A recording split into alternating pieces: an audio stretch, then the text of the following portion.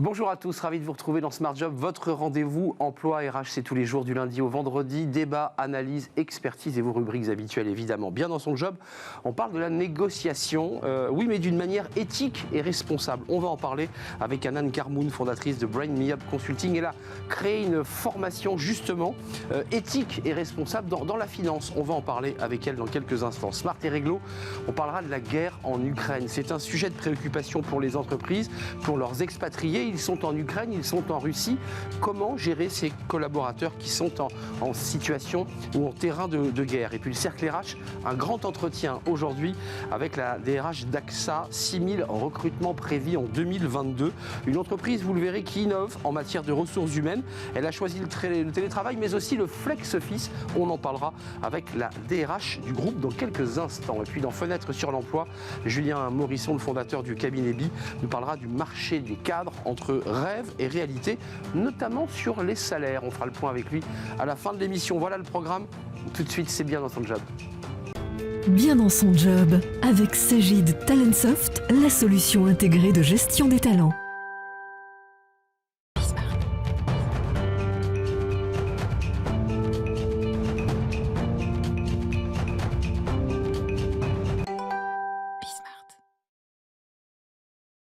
Bien dans son job, on parle d'un sujet aujourd'hui, alors évidemment qui fait écho à la situation internationale.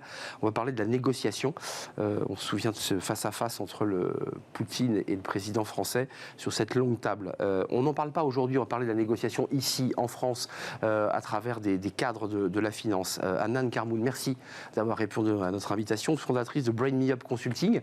D'abord, votre histoire, c'est que vous venez de la finance, on est bien d'accord, et que vous vous êtes dit, fort de votre expérience finalement, je pense qu'il faut créer, inventer une autre manière de négocier. C'est bien le fruit de votre expérience tout ça? Oui, effectivement. C'est le fruit de mon expérience et d'une rencontre avant tout avec Laurent Combalbert. On partage cette conviction. Négociateur du RAID. Effectivement, il a monté la cellule négociation RAID, c'est un ex du FBI et on partage cette conviction que la négociation, on peut tous à notre niveau, par nos pratiques, en faire un outil de cohésion plus que d'opposition pour pacifier les relations et créer un monde plus juste. Ça, c'est effectivement notre conviction à tous les deux et mon expérience dans le secteur de la finance.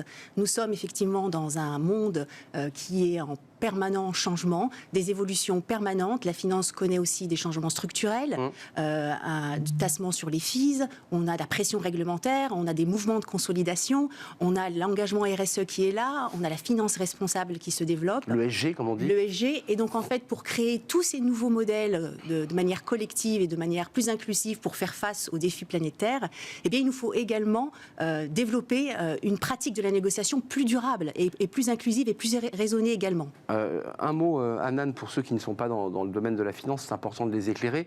À quel moment les cadres de la finance négocient? C'est quoi l'espace des négociations? Ils négocient quoi? Alors, vous savez, vivre ensemble, c'est établir des relations d'échange. Donc en fait, on négocie tout le temps. Qu'on l'aime ou qu'on la déteste, la négociation, c'est partout. On négocie de manière explicite avec nos clients, nos fournisseurs, nos collègues, notre patron, et on négocie également de manière implicite avec nos familles, nos enfants, et on négocie même avec nous-mêmes. Donc, quand on est dans la finance, on négocie avec notre responsable un budget, lorsqu'on est responsable d'un projet. On négocie avec un collaborateur qui veut faire 4 jours de télétravail alors que la société a décidé d'en faire que 2. Ça va jusqu'à ce niveau-là, effectivement, la négociation, c'est sortir du désaccord par une solution qui valorise l'ensemble des parties. Donc en fait, on l'utilise tout le temps sans vraiment s'en rendre compte et on n'est pas tous forcément formés. Et c'est un outil qui peut effectivement, de manière pacifique, créer des nouveaux modèles et sortir du désaccord en valorisant l'ensemble des parties. NED, Finance, Négociation Éthique pour un développement durable, ça c'est l'acronyme de votre formation, donc c'est ce formateur du RAID, Monsieur Combalbert, qui vient, Laurent Combalbert. Ça fonctionne comment et qui sont vos clients? Parce que c'est intéressant, après tout, chacun est habitué à négocier, se dit, bah, après tout, ça fait 20 ans que je négocie, ça se passe très bien. Comment ça se passe le déclic? Comment vous allez les chercher? Ou est-ce que c'est eux qui disent, on est un peu arrivé au bout du chemin, on ne sait plus très bien comment faire, on a envie? Comment ça se passe la rencontre là? Alors en fait, négociation éthique pour un développement durable, ça se vend pas, ça s'achète. Hein. Parce qu'au départ, il y a une vraie volonté de se dire, voilà, on est arrivé au bout du bout. On voit très bien que nos modèles aujourd'hui, dans un monde complexe, on ne peut pas avancer de manière individualisée, que la négociation doit prendre un nouveau souffle pour pouvoir être durable, créer une relation de confiance, nouer des partenariats commerciaux de long terme.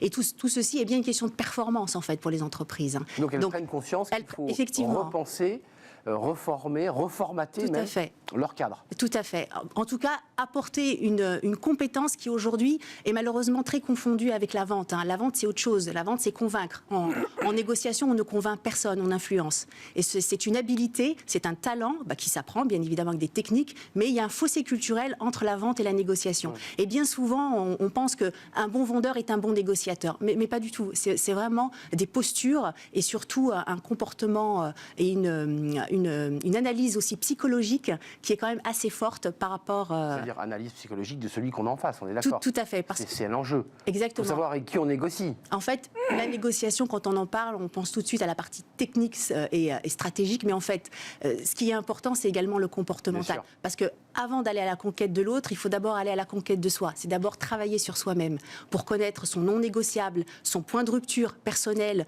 son appétence au conflit. Net Finance, on travaille beaucoup sur cette notion de conflit parce que, effectivement, en France, l'appétence au conflit est très très faible. Hein. Parce que c'est historique et puis c'est étymologiquement, le conflit vient du latin conflictus qui veut dire heurter. Mais si on met... Vous dites quoi? Les Français ne sont pas pour le conflit? Les Français ne sont pas habitués, ne considèrent pas le conflit comme quelque chose qui va permettre aux parties de sortir par de la valeur ajoutée. Donc vous assumez l'idée qu'il faut des frottements, il faut un conflit, il faut un moment donné où on s'oppose. Le conflit dans le sens, dans l'expression d'un désaccord de manière positive, bien évidemment. Il n'est pas question de se battre et de se rouler par terre. Je vous donne un exemple. Si on est 10 autour de la table et qu'on est tous d'accord sur la même idée, eh bien c'est bien dommage, on n'a qu'une seule idée. Par contre, si j'ai en face de moi des personnes qui ne sont pas d'accord avec mon idée, elles vont pouvoir m'enrichir et nous allons pouvoir créer un autre réel. Donc en fait, c'est bien souvent dans le désaccord qu'on commence à construire et que naît la créativité. S'il ne se passe rien, on a tous la même idée, on ressortira qu'avec une seule idée. Vous l'entendez comme conflit, comme un générateur d'idées, d'opposition d'idées qui peuvent nourrir finalement une idée nouvelle. Et l'aspect important, c'est justement la négociation. On va permettre de le faire de manière pacifique grâce à l'assertivité qu'on développe énormément, parce que l'assertivité, c'est être capable de donner sa position de manière non agressive, mais d'accepter celle de l'autre. Donc, c'est aussi ça. Négocier, c'est aussi apprendre l'assertivité, c'est apprendre également l'empathie, comprendre les émotions de l'autre sans en être soi-même, j'allais dire, floué. Et c'est en fait ces deux compétences clés qui vont permettre d'amener à trouver des solutions dans le long terme qui soient justes et durables. Concrètement, ça dure combien de temps? Ça prend combien de temps? Parce que tout ça, c'est quand même un travail assez long sur soi-même. Il y a des exercices pratiques, j'imagine, des mises en situation pratique. Tout à fait. Et puis ensuite, il y a un débriefing, j'imagine que ça se passe comme ça. Combien de temps ça dure pour celui qui s'engage dans cette remise en question profonde? C'est une formation qui est sur 2 jours. Et effectivement, on balaye tous les aspects techniques, stratégiques de la négociation par effectivement comprendre le rapport de force, établir les parties prenantes. Mais il y a une partie effectivement sketch de pratique qui est très importante. Parce que vous le savez comme moi, quand on fait des simulations, le cerveau, quand on est en réalité, il a l'impression de l'avoir déjà vécu. Donc en fait, on peut être très bon en théorie, mais autour de la table de négociation, il faut le vivre. Ça déraille. Donc il faut le vivre, il y a énormément de pratiques. On travaille normalement sur le mandat, définir son mandat de négociateur.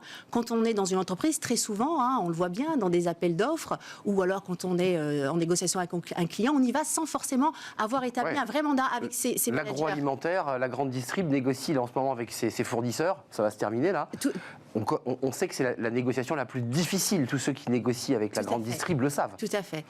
Ils n'ont pas envie de venir vous voir un peu, les gens de la grande distribution, non? Parce que pour leur apprendre à être peut-être plus éthique, non, je vous vois sourire. Écoutez, ça leur fera un bien fou, non? Nous, en tout cas, on est complètement ouverts à les recevoir.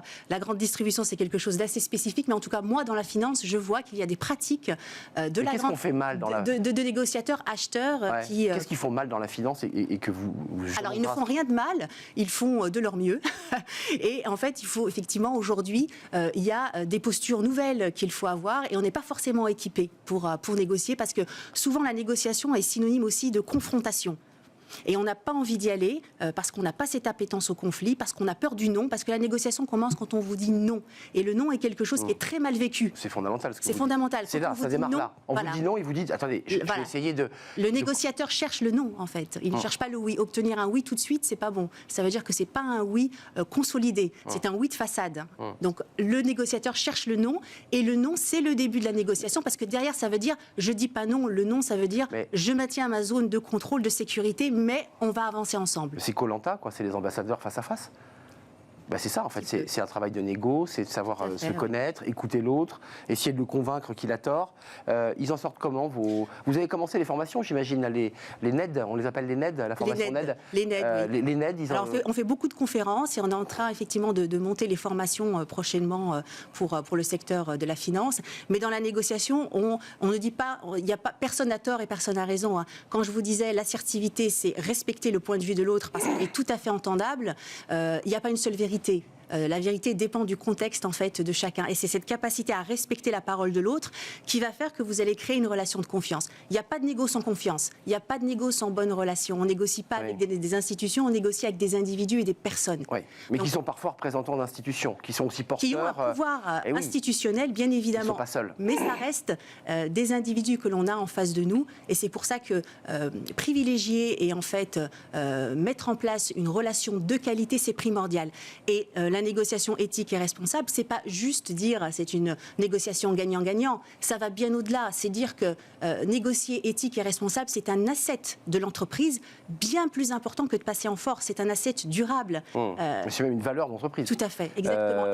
Et ça marque aussi des points dans le sens des entreprises qui souhaitent s'engager dans une RSE opérationnelle, puisque ça vient en fait remplir la partie, le 7e pilier de la RSE, qui est l'éthique dans les affaires. Mais c'est pas une science exacte. C'est compliqué.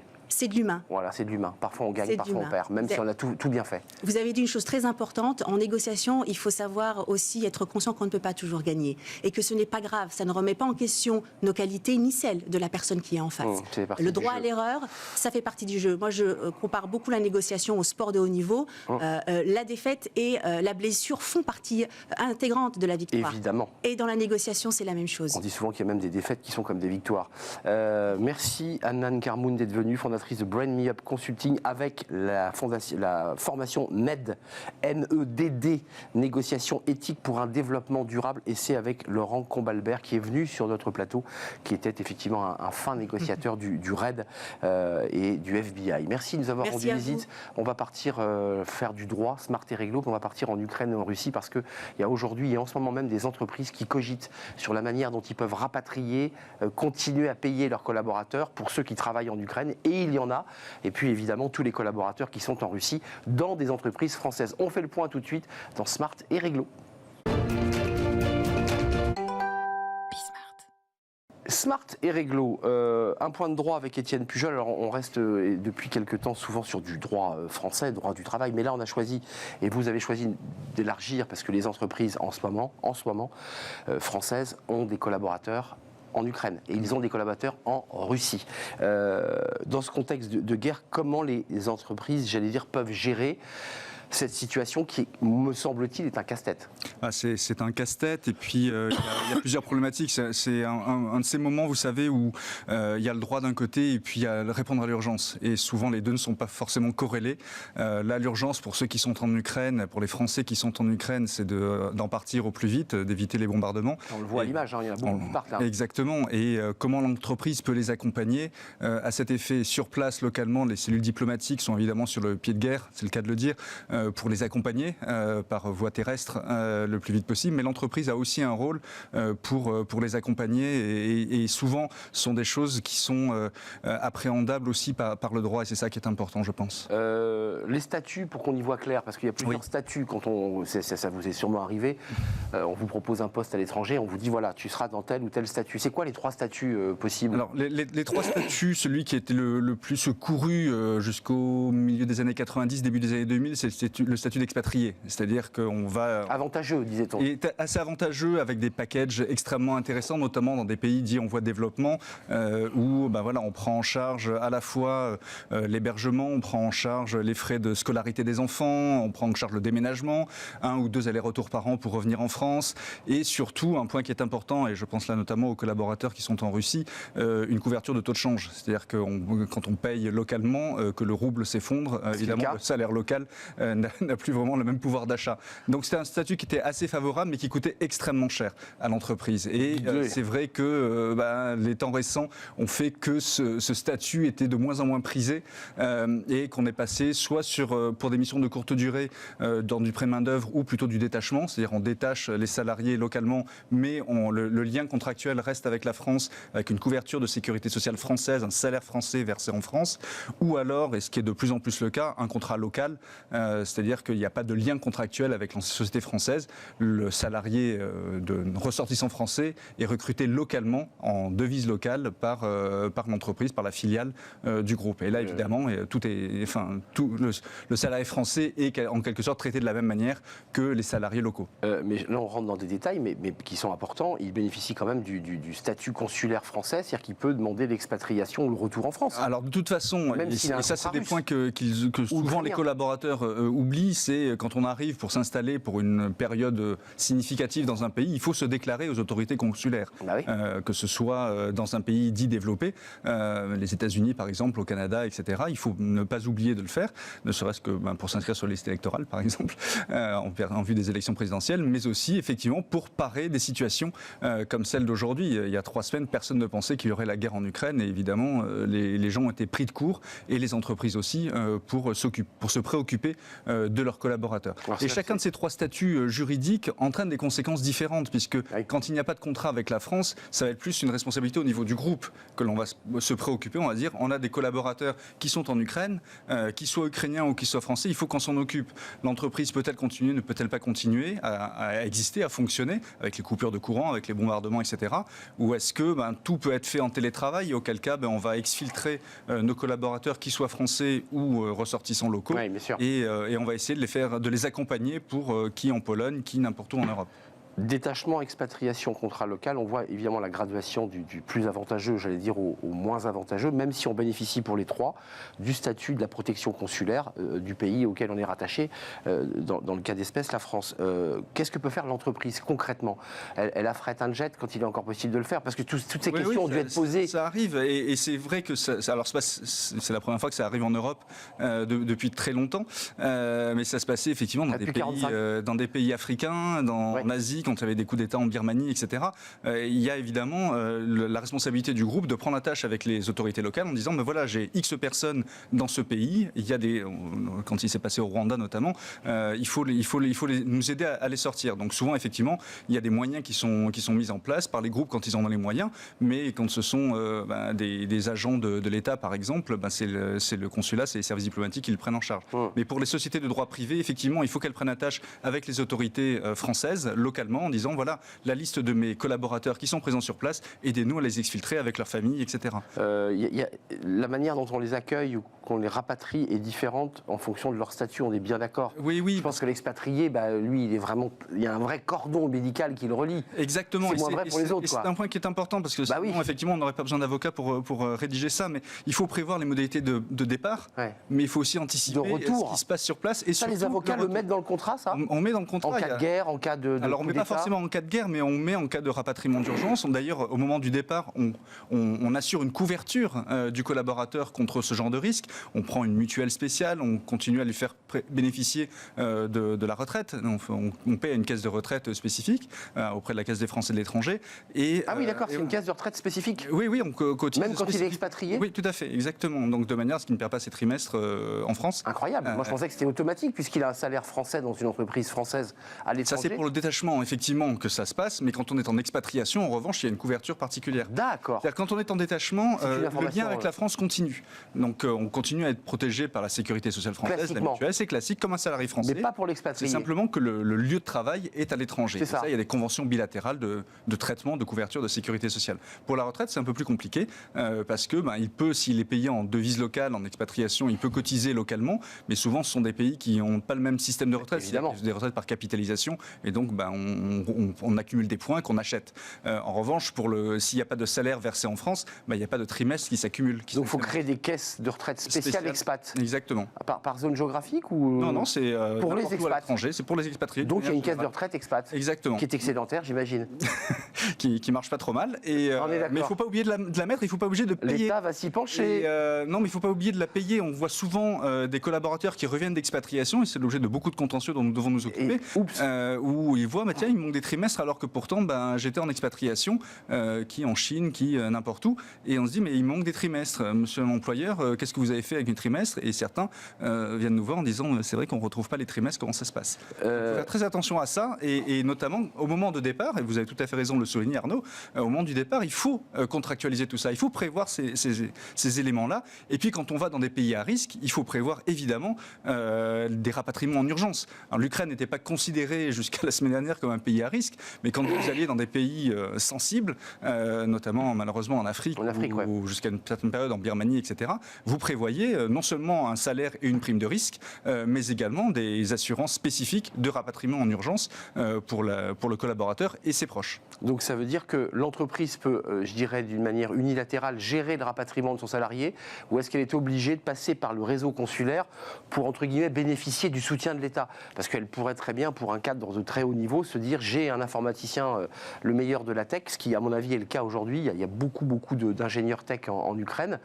Elle veut le rapatrier coûte que coûte. Elle paie quoi? Une société privée de sécurité pour l'expatrier? Souvent, c'est comme ça que ça se passe. Privée. Alors évidemment, le point de contact principal, c'est les services consulaires, c'est les services de l'État, parce qu'ils sont là pour ça. Mais ils payent ces mercenaires, entre guillemets. Mais ils doivent accompagner dans un corridor spécifique l'évacuation de ces collaborateurs. Donc c'est un point qui est assez important à gérer et à anticiper. Il faut que l'employeur se mette immédiatement en contact avec ces personnes-là. Vous avez des clients, ce sont les cités évidemment, qui sont dans une... Oui, j'ai des clients qui sont dans... Alors, assez curieusement, encore hier, j'avais un client, alors c'est pas en Ukraine, mais c'est à Hong Kong, où ils sont en train de construire des camps pour les cas contacts, et ils n'hésitent pas à séparer les collaborateurs de leur famille pendant des périodes très longues, et on a beaucoup de collaborateurs qui veulent fuir très rapidement Hong Kong en attendant que la situation se stabilise en termes de contamination Covid. Isolement des cas Covid. Ils ont déjà fait rentrer leur famille et eux veulent rentrer le plus vite possible, et donc se pose la question de comment on assure justement la continuité de sécurité sociale, le paiement, le travail s'il peut être télétravaillable, etc. Et d'ailleurs, un point avant de nous quitter qui est fondamental, le salarié veut rentrer d'Hong Kong, en l'occurrence, mais imaginons d'Ukraine, l'entreprise lui dit non, tu restes, tu as une mission à fournir. Est-ce qu'il y a rupture de contrat de travail s'il rentre sans l'autorisation de l'entreprise? Alors, ça serait assez compliqué à plaider pour l'employeur de dire non, je veux que tu restes dans un pays en guerre. Pays en guerre, bien sûr, mais à Hong Kong, c'est plus touchy. Hein. Hong Kong, c'est plus sensible parce que si le poste est télétravaillable, la personne peut rester chez elle et ne jamais être qu'à contact. Donc, effectivement, il y a une balance à faire. Mais en termes de RSE, dont parlait votre prédécessrice sur ce plateau, c'est quand même assez important de se préoccuper aussi de la santé, évidemment physique, mais aussi mentale des collaborateurs, qui est entouré de circonstances qui sont plutôt anxiogènes. Ouais, donc ça passe aussi par la stratégie du COMEX, mais des RH. Il faut que Exactement. les RH se mobilisent sur ces sujets. Et ils doivent être très impliqués là-dedans parce que c'est eux qui vont piloter ça, qui vont être en frontline pour piloter ça. Merci. Étienne Pujol, avocat en droit social, cabinet Berilo. C'était un plaisir de vous accueillir comme chaque semaine. On fait une courte pause. On va revenir en France, encore que. On va parler du groupe AXA et on va recevoir sa DRH. C'est un groupe qui est très innovant en matière de ressources humaines. On va parler télétravail, on va parler flex office. 22 000 recrutements dans l'année. On va faire le point. 6 000 recrutements dans l'année. On va faire le point dans quelques instants, juste après la pause.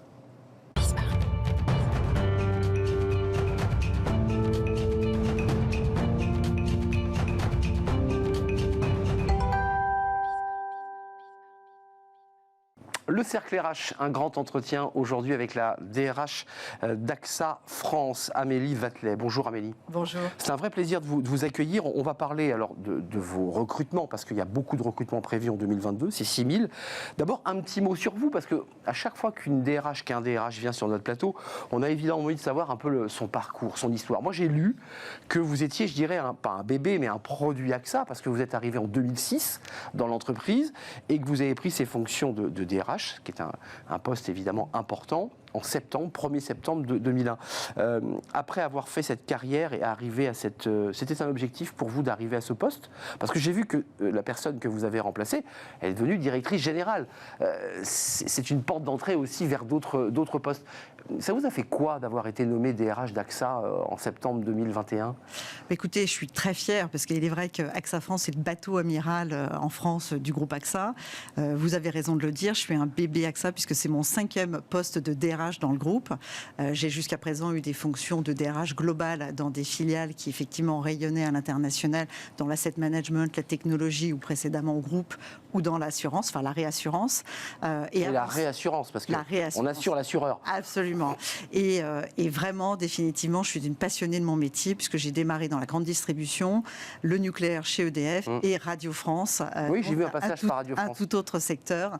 Mais il est vrai que ces 15 dernières années, je me suis extrêmement plu. J'ai eu énormément d'opportunités et ça résonne très bien avec ce sujet de ce matin qui est celui du recrutement et de la carrière de nos collaborateurs chez AXA. Je ne devrais pas le dire, mais en préparant l'émission, vous me disiez, franchement, on est bien chez AXA.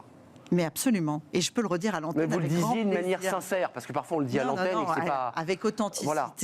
et vraiment du fond du cœur, puisque vous le soulignez, je viens de prendre mes fonctions en tant que DRH d'AXA France, une magnifique plateforme. Les résultats sont bons par ailleurs. Les résultats sont très bons. Oui. C'est évidemment un message très positif, business, mais aussi pour nos collaborateurs qui sont énormément investis.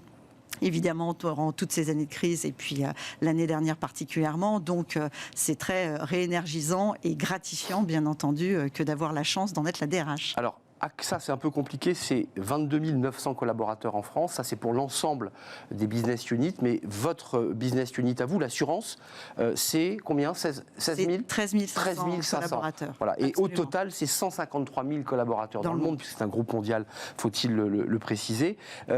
6 000 recrutements.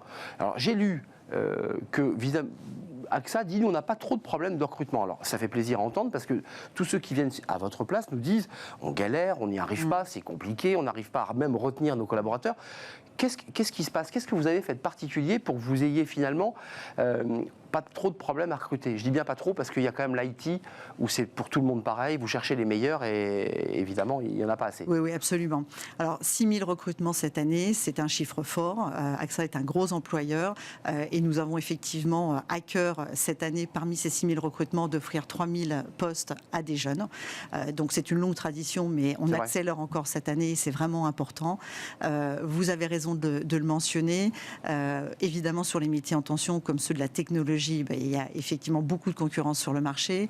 Je pense que ce que l'on a à offrir chez AXA, c'est véritablement un projet, donner du sens, avoir des opportunités de développement et de carrière. Chez AXA France, on a un turnover qui est assez limité, puisqu'on est à 3,9%. Oui.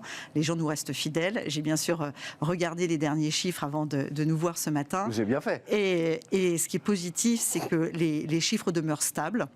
Donc les gens nous restent fidèles et je crois vraiment que c'est cette opportunité de se projeter dans le temps, d'avoir des mobilités fonctionnelles également, géographiques à travers le groupe. Ouais, j'en suis aussi un peu l'exemple, je crois. C'est vrai que ces opportunités de pouvoir avoir plusieurs vies dans l'entreprise au long d'une carrière. De grandir dans l'entreprise. Exactement, c'est quelque chose qui est très attractif et qui nous permet de retenir les gens. Un petit clin d'œil qui vous fera plaisir parce que vous l'avez forcément vu, le magazine Capital vous place en 4e position des entreprises préférées dans l'assistance et l'assurance, devant Allianz, il faut le dire, mais derrière la Maïf en particulier. 4e, c'est bien parce que la liste est longue, je crois qu'il y a plus de 30 sociétés très connues qui sont dans ce classement. Vous vous donnez la peine quand même de garder et d'attirer vos collaborateurs parce qu'on va parler du télétravail, du flex office, du smart working, c'est l'idée de pouvoir faire du flex et de la flexibilité, on va en parler, mais il y a aussi de très bons avantages. Je veux dire, quand on rentre dans l'entreprise, 16 semaines de congé mat, c'est ça? Je dis une bêtise? 20. 20 semaines de congé mat, remboursé à 100%, Oui. pris en charge à 100%. Et en congé pat, on est à combien alors là? On est à 4 semaines. On est bien à 4 semaines. Absolument. Ça, c'est quand même des éléments. Quand le collaborateur arrive, vous lui présentez, je dirais, la fiche de poste, et puis vous lui présentez aussi ce qu'il y a à côté. C'est un élément très fort, ça, quand même.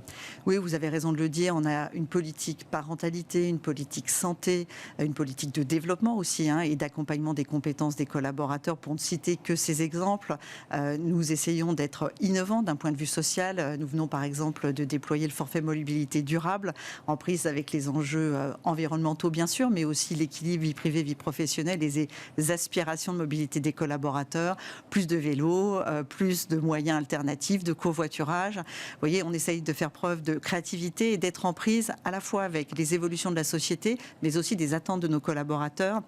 Et ce sont, je crois, ces facteurs qui sont aussi source de rétention et de développement et de satisfaction de nos collaborateurs. Alors, tournons-nous, même si tout ça est un peu derrière nous, même d'ailleurs parce que l'actualité ukrainienne pousse un peu ce sujet, même s'il est toujours là, l'actualité Covid.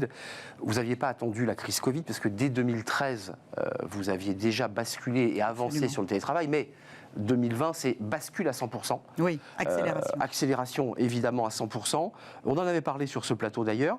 Vous en êtes toute cette expérience. J'ai le sentiment que, fort de ce Covid, vous en avez tiré une force pour accélérer encore plus. Racontez-nous. Absolument, avec plaisir. Je crois que nous avons eu la chance de démarrer assez tôt sur les sujets de télétravail et effectivement de commencer à ancrer cette pratique. Alors évidemment, avant la crise du Covid, il y avait de légitimes ou illégitimes d'ailleurs résistance parce qu'une culture très présentéiste en France, le besoin de vérifier que ça fonctionnerait bien.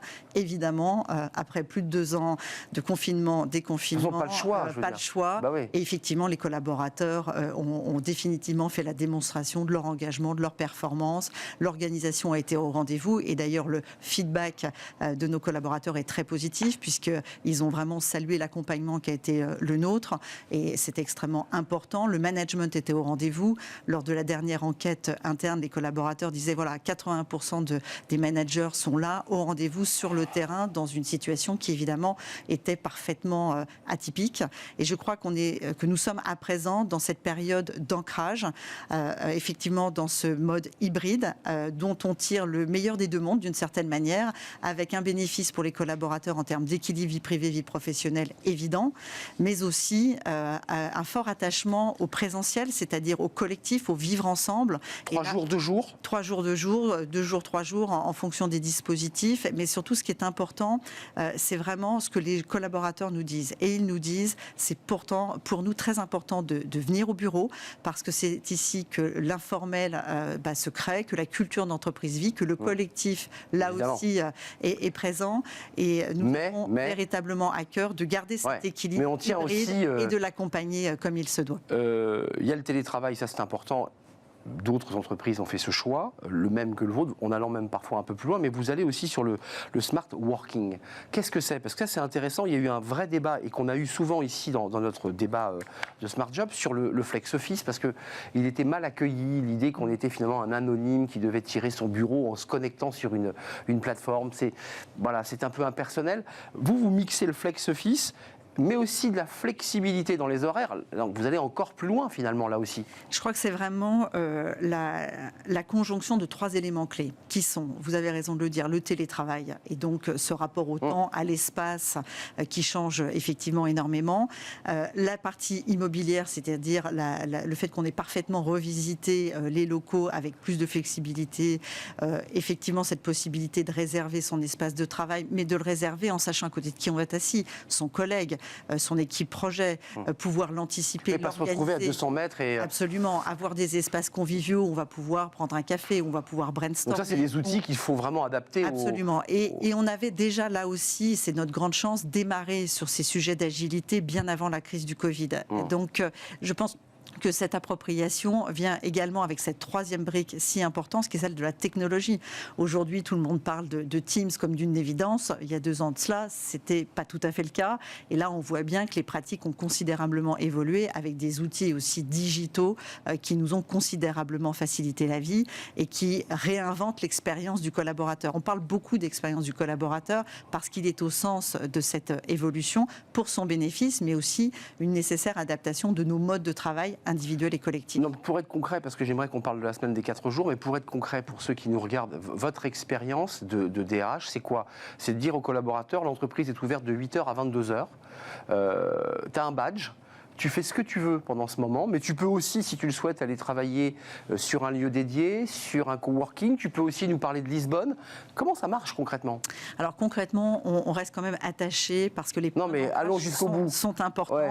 Donc oui, de la flexibilité, mais organisée. Ce qui est très important, bien entendu, c'est la coordination et ce qu'on appelle les accords d'équipe. Bah oui. Donc le manager et ses équipes puissent vraiment se mettre d'accord sur les modalités, avoir la possibilité de travailler partout en France, depuis une résidence secondaire. Partout en France, hein. Partout en France. Ouais.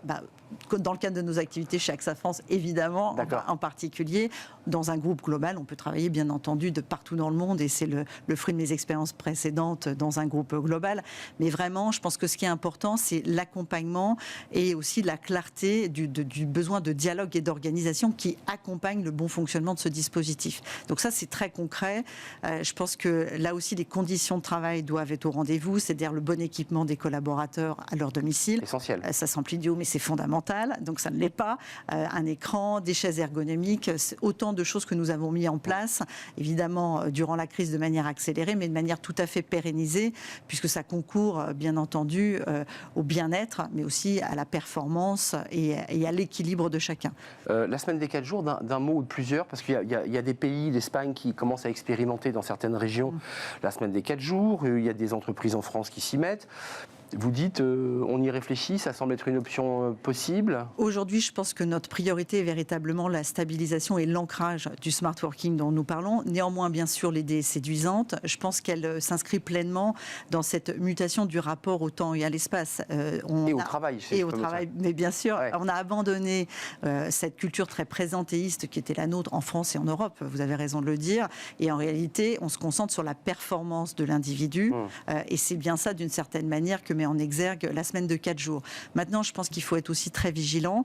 Nous en parlions. L'attachement à la rencontre physique, au collectif, à l'informel est aussi extrêmement important. Comment gérer ça sur 4 jours? Comment nous assurer que les gens sont en capacité de gérer leur charge de travail sur 4 jours sans pour autant basculer sur des rythmes trop importants, d'éventuels burn-out? Je pense que ce sujet des 4 jours... Donc je suis très curieuse de voir quels seront les résultats des expérimentations en Espagne ou dans d'autres entreprises qu'ils tentent. Oui, c'est un peu tôt. Voilà, donc par principe, pas spécialement fermé, mais curieuse de voir ce que sont les opportunités et les limites néanmoins. Donc pas à l'ordre du jour chez AXA pour le moment. Quelques mots, parce que j'aimerais qu'on parle du climat. Je sais que vous avez, au-delà des enjeux climatiques, vous voulez sensibiliser tous les collaborateurs à ces enjeux qui sont fondamentaux. Et puis le débat de la cybersécurité, parce qu'il va falloir, et vous êtes déjà dans cette réflexion, des recrutements adaptés pour répondre à ces enjeux qui sont colossaux pour les entreprises. Absolument. Et d'ailleurs aussi pour les particuliers. Quelques mots sur le mécénat de compétences, ça aussi c'est des éléments importants. Là cette fois-ci ce ne sont pas des avantages, je dirais, qui permettent aux salariés de se dire je suis vraiment bien chez AXA, mais c'est de lui donner la possibilité de devenir, au-delà d'un collaborateur, d'être un citoyen, parce que c'est tout l'enjeu. Il y a plein de choses qui se passent chez vous. Racontez-nous aussi, parce qu'il y a des heures qui sont accordées à ce mécénat de compétences. Il y a l'idée que vous investissez sur des bases d'échange, de solidarité. Comment ça marche ? Absolument. Et ce qui est vraiment important, c'est le sens. Et je crois qu'on parlait de recrutement et de capacité à attirer les talents. Aujourd'hui, il y a 2 sujets qui reviennent de manière récurrente dans tous nos entretiens. La flexibilité d'une part, nous venons d'en parler, et le sens d'autre part. Smart working. Le sens, ma contribution dans le cadre de mes fonctions, mais aussi dans le cadre de la mission de mon entreprise. Et c'est vraiment le pacte, je dirais, et l'histoire, l'ADN du groupe AXA avec Claude Bébéard, qui dès le départ a fondé AXA à tout cœur, pour en parler vraiment dès le départ, qui est vraiment quelque chose de très précieux et de très cher au cœur des collaborateurs et qui marque vraiment notre ADN. Notre présence dans la société, auprès d'ONG, auprès d'associations, et pas simplement par le don financier, par la présence. Mais par la présence concrète et engagée bénévole de nos collaborateurs. Dans le cadre de notre parcours d'intégration, on a d'ailleurs développé depuis maintenant quelques mois l'Académie du Cœur, une formation qui fait partie intégrante du programme d'onboarding. Et c'est absolument fabuleux de voir à quel point les gens ont de l'appétit, de l'envie pour justement s'engager dans la société. Les 6 000 qui vont passer. Alors, absolument, ça sera proposé aux 6 000 qui seront recrutés cette année. Ça l'a été pour les dernières promotions. C'est quelque chose qui résonne énormément. Concrètement, c'est quoi? Concrètement, c'est la présentation du programme AXA à tout cœur, des opportunités dès le départ de pouvoir contribuer, s'engager, voir en quoi en fait le parallèle en termes de leadership, en termes de collaborateurs fait écho, puisque c'est une communauté de travail, c'est une communauté d'intérêt humain, d'interaction, d'empathie, de capacité à collaborer de manière ouverte et constructive. Tous AXA et tous engagés vers le même projet. Absolument. Juste un mot quand même, Amélie Vatelet, c'est intéressant. Le rapport, ce que vous nous décrivez de votre entreprise et le bien-être dans lequel sont les collaborateurs, et je ne l'invente pas puisque ce sont des études qui sont publiques et que vous pouvez aller voir. Donc en même temps, le regard parfois très négatif des citoyens sur les assureurs. C'est très intéressant ça. C'est-à-dire le bien-être et ce que vous apportez aux collaborateurs et en même temps le regard que nous, on peut avoir de l'extérieur sur l'assurance. C'est ça aussi l'objectif, c'est de dire que tous les salariés sont des ambassadeurs de l'assurance et d'AXA et sont donc des ambassadeurs pour dire l'assurance c'est bien. Alors qu'une partie de la population, souvent, est un peu grincheuse quand on parle d'assurance. Ça ne vous aura pas échappé. Écoutez, malheureusement, j'en souris, mais avec tristesse, parce que je pense qu'effectivement, cette industrie ne bénéficie pas de l'image de marque qu'elle devrait avoir. Ah oui, c'est pas ce que vous nous décrivez. Le rôle de cette industrie dans la société est critique, et véritablement au cœur de la vie des hommes et des femmes, de leur business, de leur moment personnel privilégié. Et je crois vraiment que nous avons à cœur de repositionner l'image d'AXA et de l'assurance de manière plus large. Ah oui. Je crois aussi que c'est d'une certaine manière ce que nous renvoient les jeunes, avec par exemple le label Happy Training, nous avons là aussi eu plusieurs années. C'est des ambassadeurs, c'est des gens qui... Exactement, les collaborateurs sont des ambassadeurs. Et vous transformez votre image aussi à travers ça. Témoignent de leur bien-être, témoignent de leur fierté. De leur fierté de travailler pour un assureur engagé, de contribuer à la vie, encore une fois, des professionnels et la vie personnelle des citoyens. Et je crois qu'à cet égard, on est sur la bonne voie, mais qu'on doit continuer de pousser et de faire bouger les lignes. Non, mais je voulais vous entendre aussi, parce qu'il y a le bien-être, il y a l'accueil des collaborateurs, il y a le fait qu'ils puissent s'engager sur des projets, qu'ils puissent avoir des congés maternité. Puis c'est aussi des gens qui, dans les dîners en ville et dans leur vie sociale, sont les ambassadeurs de votre entreprise et peuvent porter haut vos couleurs en expliquant à celui qui évidemment critique les assureurs, la façon dont lui est accueilli, traité, encadré et comment il porte.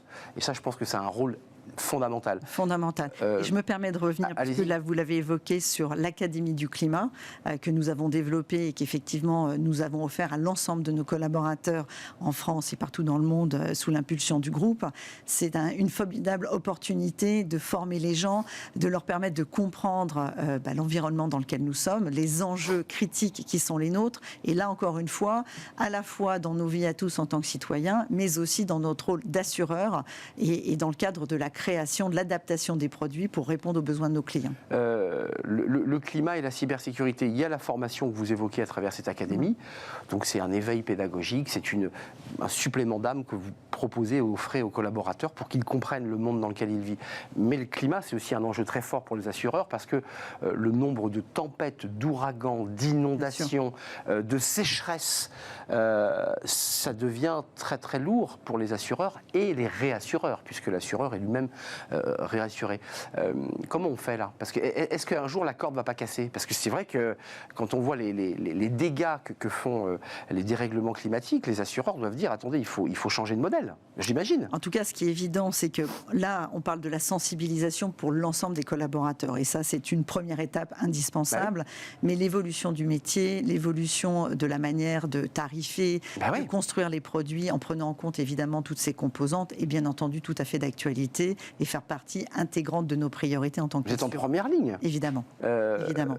La cybersécurité qui est un deuxième sujet, puisque là on est dans le climat, on est dans ce dérèglement climatique mondial qui touche tous les pays, ou presque. La cyber, c'est les pays riches, développés, qui se font attaquer. Les entreprises se font attaquer. On les rançonne. les particuliers perdent de l'argent sur leur compte. Les banques sont dépassées. Et tout ça à bas bruit, puisque personne ne veut faire de publicité sur le fait que telle ou telle banque a plus été attaquée que les autres. Qu'est-ce que disent les assureurs sur, je dirais, la partie éthique, et puis ensuite, quelle est la réponse que vous faites? Parce que je me suis laissé dire qu'il n'y avait pas encore vraiment de produits très adaptés sur cette question-là. Et donc, dans vos recrutements, comment vous adaptez tout ça? Absolument. Bon, vous le savez peut-être, parce que nous en avons parlé lors de la préparation, 500 recrutements dans la technologie. C'est évidemment une guerre sans merci pour les talents du marché. En particulier, vous avez raison de le dire, sur les profils liés à la sécurité, mais aussi les programmateurs, les testeurs, les spécialistes de la data. C'est véritablement l'accompagnement et l'accélération de la transformation digitale de l'entreprise. Vous pouvez être vous-même victime, je précise. Mais bien sûr, enfin, je veux dire, mais bien ça entendu, peut être victime d'un détournement. Et c'est à la fois vis-à-vis de nos clients dans le cadre de nos produits, de notre accompagnement, mais c'est également pour nous en tant qu'entreprise de data. Un impératif critique. Mais évidemment. Et ça fait évidemment partie des priorités clés de l'entreprise que de continuer à renforcer, développer et outiller mieux à la fois notre accompagnement client, mais aussi notre propre mode de fonctionnement interne. Je veux dire par là que dans les agences, ceux qui poussent la porte, parce qu'il y a tous ceux qui sont en back-office et qui travaillent sur les dossiers, mais il y a aussi tous ceux qui rencontrent les entreprises, qui font du commercial. J'imagine que ça remonte. Les collaborateurs vous disent, on a des demandes d'assurance de cyber, et là c'est compliqué. C'est un sujet quand même pour vous, ça. Oui, c'est un sujet. Et c'est un enjeu même d'ailleurs. C'est un enjeu fort, un sujet clé sur lequel, encore une fois, nous travaillons vraiment d'arrache-pied, parce qu'il est au cœur là aussi d'enjeux de sécurité, d'enjeux de service, et puis d'enjeux, je dirais, de continuité opérationnelle pour nous d'un point de vue interne. Donc bien sûr, tous nos efforts sont tournés sur cette mutation technologique et sur notre capacité à mieux répondre à ce risque, qui est un risque qui n'est plus émergent, mais bel et bien réel. On est dedans. Et face auquel nous sommes tous confrontés. Et d'ailleurs, je pense que tous les concurrents, vos concurrents, travaillent aussi sur essayer de packager un produit qui soit présentable et qui soit vendable, je dirais, à vos clients. Avant de nous quitter, je sais que vous êtes très attachés, je ne voulais pas qu'on l'oublie, la notion d'égalité homme-femme, d'inclusion, l'inclusion sociale aussi, c'est pas que l'inclusion autour du handicap, et puis la question LGBT, en un mot, c'est-à-dire la diversité qui fait la force d'une entreprise, parce que c'est ça l'enjeu, et je sais que c'est un sujet sur lequel vous êtes très attachés. Absolument, et de longue date, à la fois à titre personnel, mais aussi, bien entendu, au sein du groupe AXA, qui très très tôt s'est positionné sur ces sujets, là encore sous l'impulsion de Claude Bébéar notamment. Donc en plus, le 8 mars arrive, donc c'est toujours des périodes de bilan qui nous permettent de regarder de manière très concrète les chiffres. Donc sur le registre de la parité, eh bien, ça fait plus de 10 ans que nous avons accéléré et poussé véritablement nos politiques. Donc il faut toujours rester humble, et beaucoup reste encore à faire, mais nous sommes très fiers. Je suis très fière parce que j'appartiens à un COMEX qui est à parité. À parité totale, 6 hommes, 6 femmes. Je vais les voir, les photos. Absolument. Parmi notre population de dirigeants, nous avons 42% de femmes, et nous avons l'objectif de passer à 43% cette année. Donc là aussi, nous continuons de manière très proactive à améliorer notre représentation et notre équilibre homme-femme. Et c'est autant d'inspiration pour les 53% de femmes qui constituent l'ensemble des équipes d'AXA France. Et je pense qu'à cet égard, on continue d'avancer de manière très constructive, et c'est un sujet de satisfaction et encore une fois néanmoins d'humilité, car c'est un sujet qui convient de continuer à pousser. Mais vous avez raison de le dire, la diversité, ce n'est pas que la mixité. Nous avons une approche qui est structurée autour de sujets qui nous sont chers. Le handicap est l'un d'entre eux, et là aussi, essentiel. Ça fait 25 ans que nous avons une mission inclusion, 9e accord d'entreprise, des engagements forts en matière de recrutement, engagement de 90 recrutements, nous en sommes à 59, évidemment un recours privilégié au secteur protégé, mais aussi une sensibilisation de tous les instants pour déconstruire les représentations et continuer à progresser. Le handicap non visible notamment. Absolument, puisque 80% des handicaps sont non visibles. Que ce qui compte, c'est aussi l'adaptation du poste de travail. Là aussi, nous sommes très actifs, et le support à la fois, je dirais, pédagogique, managérial, mais aussi organisationnel que l'on a au quotidien auprès de nos collaborateurs. Donc ça, allez-y, terminez. Voilà, donc ça c'est vraiment important pour nous sur le handicap, et je développerai évidemment avec grand plaisir aussi sur d'autres registres qui nous sont chers. Vous l'avez noté, LGBT. Nous sommes aussi très sensibles au sujet de diversité culturelle, la diversité des diplômes. la diversité. Donc du recrutement. Exactement, et ça c'est aussi quelque chose auquel nous travaillons parce que c'est le reflet de la société française et nous voulons être au rendez-vous et continuer à faire bouger les lignes en la matière. Dernier sujet, là aussi important, surtout dans une grande entreprise comme la nôtre, les aspects multigénérationnels, car il ne faut pas les oublier. Les seniors et les jeunes. Exactement. On travaille la main dans la main. Merci Amélie Vatelet.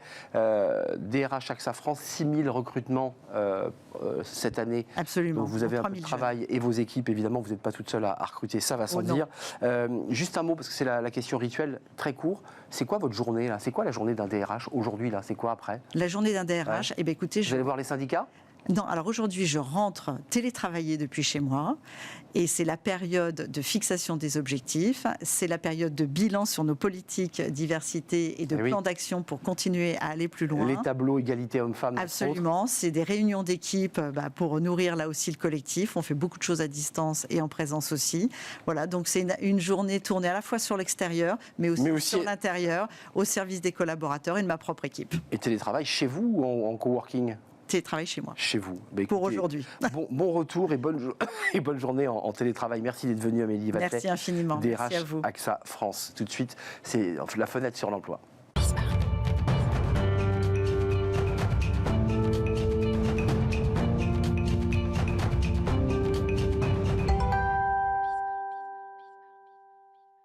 Fenêtre sur l'emploi et on accueille Julien Morisson. Bonjour Julien. Bonjour. Fondateur du cabinet BI, agent des cadres. Exactement. C'est le concept, et cofondateur du cabinet chasseur de job. Alors il n'y a pas de fusil là. On est d'accord. C'est pas une bonne idée. C'est extrêmement pacifiste. Et on va parler aujourd'hui avec vous du marché des cadres.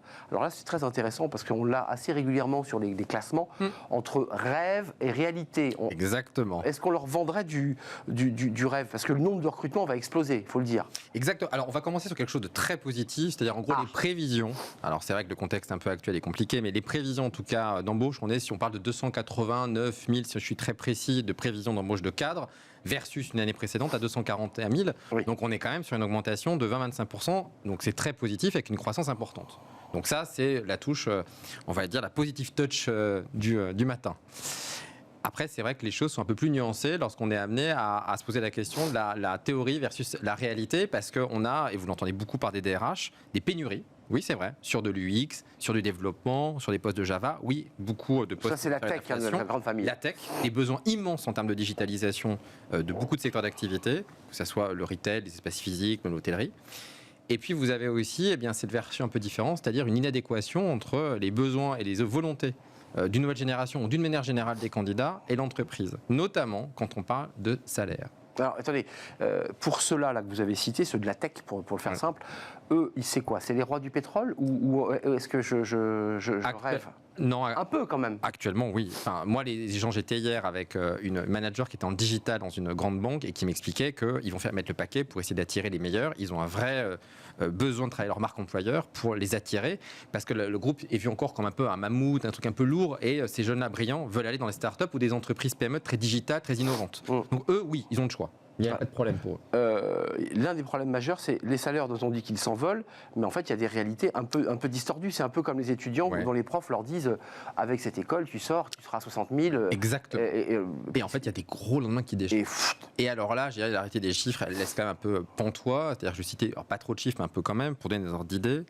Quand on parle donc là, je vais m'adresser vraiment aux gens qui sortent d'une grande école de commerce, d'une grande école d'ingénieurs. Si on est à peu près à euro constant, on était à peu près à 32 000 euros en 2000, et là on est à peu près à 34 000 euros. Ça veut dire que les salaires des ingénieurs et des grandes écoles ont pris à peu près 7%, ce qui est quand même en 20 ans. Dans le même temps, l'inflation, lui, il a pris 27%. Et si je vous parle juste des prix d'immobilier, ça a pris entre 2 et 300%.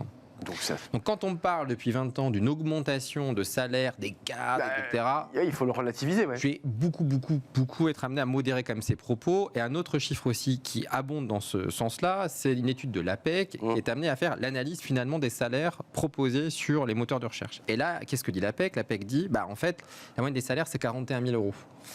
Or, le salaire médian en France, c'est 50 000. Qu'est-ce qu'on en déduit donc? Qu'on est amené à prendre des gens plus jeunes, avec un peu moins d'expérience, mais dont le salaire, finalement, il est assez plafonné. Et d'ailleurs, je vous invite à regarder les classements depuis 20 ans. On est globalement un salaire médian des cadres à 50 000. On n'évolue pas beaucoup. en réalité. C'est très peu. Donc non, il y a toujours eu quelques salariés qui ont été un peu privilégiés, très demandés. La majorité de l'encadrement, elle est dans un salaire entre 35-80 depuis maintenant 20 ans. Alors ça veut dire quoi? Ça veut dire que malgré l'effet médiatique où on nous dit allez-y, là ça va... En fait, quand la réalité de l'entretien fait que la personne le refroidit tout de suite, quoi. Elle refroidit forcément parce qu'on est amené à lui dire qu'il y a un champ des possibles immense. Alors après, on est d'accord que dans les grands groupes, il y a des rémunérations dites périphériques qui sont super. Oui. La participation, l'intéressement, Même des systèmes de primes, de PE qui sont vraiment top et pour lesquels c'est vrai que les entreprises, on sent qu'elles mettent davantage d'accent et je trouve que c'est à titre personnel une très très bonne idée d'aller sur ce terrain-là. Puis c'est moins coûteux pour l'entreprise, c'est il faut le moins dire. coûteux, il y a moins de charges, des dispositifs fiscaux totalement différents. Donc bien sûr que c'est à mettre en avant. Maintenant, il faut aussi l'autre versant, c'est qu'on était quand même en 2000 sur un cadre qui, quand il sortait des études, avait 2,5 fois le SMIC. Au moment où je parle, il a 2 fois le SMIC. Et il a 2 fois le SMIC. Donc ça a baissé. Mais en fait, le truc, c'est que comme l'inflation a augmenté et le SMIC il est sur l'inflation, et on n'est pas sur un cadre à 35 heures. Donc en fait, quand vous faites le taux horaire, en réalité, vous êtes sur un quoi? 1,4 fois le SMIC. Parce qu'un salaire net aux 34 000, on a à peu près retiré les impôts 2 000 euros pour 50 à 60 heures. Le SMIC, on est à peu près sur 1 300 euros net. Donc il y a 700 euros d'écart pour 35 heures. Bon, bah, vous faites 35 heures, 50 heures. En gros, vous fêtes une règle de 3, un peu comme vous êtes sur 1006, 1007. Donc c'est aussi pour ça que certains disent moi je veux pas être cadre aujourd'hui. Il y a de plus en plus de collaborateurs qui disent moi je veux pas être cadre. Qui ne veulent plus et être donc manager. quoi. Ils ne veulent plus. Ils disent mais honnêtement, j'avais déjà eu l'occasion d'en parler, ça les intéresse plus. Donc il y a un vrai problème entre le discours et qu'à un moment donné, si l'entreprise pense qu'elle va juste s'en sortir en donnant des jours de congé et des jours de repos, ça va être un problème. C'est ce qu'elle a fait dans les années 2000 avec les 35 heures. Elle a donné des jours de repos. Sauf que là, vous arrivez des gens qui disent ok, moi je paye pas demain mon loyer et je ne peux pas avec payer mon mon prêt repos. avec des repos. Ça ne va pas marcher, ça très longtemps. Donc oui, il y a clairement une dichotomie entre le discours et la réalité. Il y a donc les conséquences de ce décalage, c'est quoi? Les conséquences, elles sont immenses en fait. Parce qu'on a quand même une entreprise sur 4, donc un patron sur 4 qui dit soit je ne recruterai pas parce que ça ne colle pas. Donc il jette l'éponge, il dit stop quoi. Qui dit ça n'a aucun sens. Ou, dans ces cas-là, qui revoit, mais à la baisse, les compétences, c'est-à-dire qu'il va préférer prendre quelqu'un de moins capé, moins diplômé, moins expérimenté, pour que ça colle. Et que non, l'entreprise ne va pas se suradapter, contrairement à ce qu'on essaie un peu de faire croire à toute une nouvelle génération, qui est de se dire, pas de problème, vous inquiétez pas, l'entreprise va individualiser. Qu'est-ce que c'est? Non, c'est pas comme ça que ça fonctionne. Alors, il y en a 3 sur 4 qui arrivent encore à peu près à fitter, mais dans quel sens, on ne sait pas tout à fait. Mais il y en a 1 sur 4 qui jette l'éponge. Et ça, c'est, je trouve, très inquiétant quand même. Sur 300 000 embauches, s'il y en a 1 sur 4 qui jette l'éponge, je vous laisse faire le calcul, c'est quand même assez considérable. En fait, ils jettent l'éponge, non pas parce qu'ils ne veulent pas recruter, mais parce qu'ils se heurtent à un mur ou un décalage dans la négo, et au bout de 3 candidats, ils arrêtent. Exactement. Les attentes versus la réalité sont trop importantes pour pouvoir y faire face, ou en tout cas, elles vont dégrader en termes d'expérience, en disant je préfère miser sur quelqu'un d'un peu plus jeune ou moins expérimenté, ou peut-être à distance ou à l'étranger, pour que ça puisse rentrer dans mes grilles. En conclusion, qu'est-ce que ça provoque tout ça finalement? Des difficultés, donc on l'a dit, des pénuries, et quoi, des trous dans les tranches ça provoque, en fait, extrêmes. plein de choses. Ça provoque la nécessité aussi de se poser finalement la question du décalage entre l'éducation, c'est-à-dire les métiers vers lesquels on forme, dont on parle peu là actuellement dans les programmes électoraux, versus les besoins de l'entreprise. Je le redis à ce que je disais au démarrage, c'est-à-dire un fort besoin de digital qu'on savait, c'est pas une nouveauté. On a annoncé en 2030 qu'il y a 85% des emplois de 2030 qui n'existent pas. Donc la nécessité quand même de se poser la question de l'éducation, petit 1, la question 2, de dire attention à la surindividualisation de tout le temps de l'entreprise, ça va créer des frustrations immenses. Et vous avez des gens à 28-29 ans qui ont des vrais problèmes avec l'entreprise aussi, pour lesquels ils disent mais ça va pas me coller. Donc on parle de grandes démissions. En fait, c'est quand même, je trouve, relativement inquiétant. 3, l'entreprise qui doit aussi se poser la question de savoir comment elle va pouvoir attirer avec autre chose, peut-être faire des économies ailleurs. Et l'entreprise reste avant tout une entité économique pour faire un chiffre d'affaires et des profits. Ce qui ressort dans ce que vous nous racontez, qui est assez intéressant, c'est que quand on le matine avec l'inflation et d'autres éléments, les salaires, en fait, n'ont pas augmenté. Contrairement au discours un peu général. Quand on entend parler de paupérisation de la société, on a tendance à imaginer, et on est dedans, sauf que les cadres, par pudeur, ont tendance à ne pas le communiquer. La réalité, c'est que moi, notamment à Paris, vous avez parfois des jeunes cadres qui ont 35 ans qui sont en couple et qui, quand ils voient leurs voisins qui étaient comptables ou employés plus, mais qui ont 60 ans, ils ont la même taille d'appartement. Et ils se rendent compte qu'en fait, eux, en étant cadres supérieurs, ils n'arrivent pas à avoir un appartement plus grand. Voilà, la paupérisation, elle est très concrète. Quand vous êtes à 12 000, 13 000, 14 000 euros du mètre carré, comment vous faites, même si vous êtes payé demain à 3 000 euros net, heureusement, il y a des taux de prêts qui sont bas, mais ça ne suffit pas. Et là, on est dans le décile, les 10%. En France, il y a quelque part que 5% des cadres qui gagnent plus de 100 000 euros bruts. Que 5%. C'est très peu finalement. Et il y en avait plus dans les années 90. Et ça pose aussi, dernier point, un problème avec les seniors, qui évidemment ont du mal à se revenir sur le marché parce qu'ils avaient des salaires nettement plus importants. Donc voilà à peu près ce que ça dit aussi d'un environnement de société. Merci Julien, c'est passionnant parce que ça repositionne ce débat des salaires dans son contexte réel. Merci Julien, fondateur de BI et de chasseur de job, pour aller accompagner des personnes qui cherchent un emploi. Exactement. Parce que j'ai ri avec le chasseur. Merci à vous, l'émission est terminée. Merci à vous de votre fidélité, évidemment. Merci à Benjamin à la réalisation. Merci à Héloïse pour le son et merci à Fanny Griesmer de m'accompagner. Et puis merci à Carla pour l'accueil invité, c'était un vrai plaisir. On se retrouve demain pour de nouvelles aventures. Merci à vous, bye bye.